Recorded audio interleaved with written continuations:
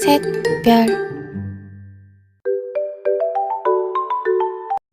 Halo teman-teman, kali ini aku akan membahas mengenai penanggulangan dampak COVID-19 di bidang pendidikan.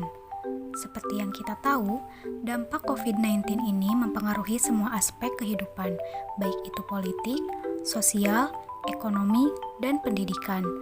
Untuk meminimalisir penyebaran virus ini, pemerintah melarang pelaksanaan pembelajaran di sekolah. Oleh karena itu, kegiatan belajar mengajar pun harus dilakukan secara daring. Penanggulangan dampak COVID di bidang pendidikan ini dibagi menjadi 3 bagian, dilihat dari sisi guru, siswa, dan orang tua yang secara langsung terlibat dalam kegiatan pembelajaran. Yang pertama dilihat dari sisi guru ataupun pendidik. Yang bisa dilakukan guru selama kegiatan belajar mengajar daring adalah yang pertama, mengadakan kelas tatap muka secara daring melalui aplikasi Zoom, Google Meet, Skype, WebEx, maupun aplikasi lainnya. Yang kedua, mengadakan kelas virtual melalui Google Classroom, Edmodo, maupun Schoology. Yang ketiga, mengadakan evaluasi secara daring dengan Google Form, Kahoot, maupun Quizzes. Dan yang terakhir, menggunakan media pembelajaran yang menarik, seperti penggunaan video animasi agar pembelajaran tidak terkesan membosankan.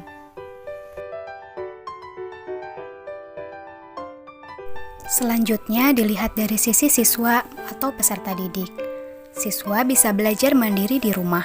Siswa bisa menonton video pembelajaran di YouTube maupun aplikasi pembelajaran lainnya seperti Ruang Guru, Kuiper, dan lain-lain. Lalu merangkum materi agar materi yang dipelajari bisa dibaca dan dipahami kembali. Yang kedua, melakukan diskusi dengan teman. Memahami materi sendiri memang sulit, karena itu berdiskusilah dengan teman-teman jika ada materi yang tidak dimengerti. Bisa melalui WhatsApp video call, Zoom meeting, dan Google Meet. Lalu yang ketiga, beristirahat dan menghindari stres. Suasana belajar saat pandemi memang kurang menyenangkan dan membuat otak menjadi stres dan jenuh. Karena itu, istirahat diperlukan agar otak dan tubuh tetap fresh selama proses pembelajaran. Belajar giat itu memang penting, tapi harus diikuti dengan istirahat yang cukup dan kegiatan yang dapat menyenangkan pikiran. 샛별. Yang terakhir dilihat dari sisi orang tua. Tugas orang tua dalam pendidikan di masa COVID-19 ini sangat penting, karena anak-anak diharuskan belajar dari rumah dan pihak yang bisa memantau kegiatan anak secara langsung adalah orang tua. Jadi, orang tua bisa mendampingi dan membantu kesulitan belajar anak, seperti menjelaskan materi yang kurang dimengerti dan membimbing anak dalam mengerjakan tugas. Orang tua juga bisa mengawasi anaknya. Dan yang terakhir, orang tua bisa menyemangati dan memberikan motivasi kepada anak. Memotivasi anak sangat penting dilakukan agar anak tidak merasa stres. Orang tua bisa membantu kejenuhan itu sendiri, yaitu dengan cara menyediakan tempat belajar nyaman, membuatkan makanan kesukaan anak, dan mengingatkan anak untuk beristirahat.